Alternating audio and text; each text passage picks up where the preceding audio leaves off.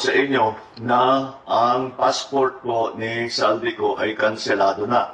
Kaya in-instructionan ko na ang Department of Foreign Affairs, pati ang PNP, na makipag-ugnayan sa ating mga embassy sa iba't ibang bansa para tiyakin na hindi maaring magtago itong ating hinahabol na magtago doon sa kanilang bansa, at kung sakali man ay siya'y pupunta ron, ay i-report sa atin para naman ay maibalik natin siya dito sa Pilipinas. Kaugnay naman kay Sara Diskaya, sumuko naman siya kahapon sa NBI at nasa kustodya na siya ng NBI. Inaantay ang formal ng paglabas ng kanyang warrant of arrest. Kaya't nakikita po natin, maganda naman ng takbo ng proseso at yung ating mga hinihilaang na kasama dito sa ganitong klaseng sindikato ay haharap sa hustisya.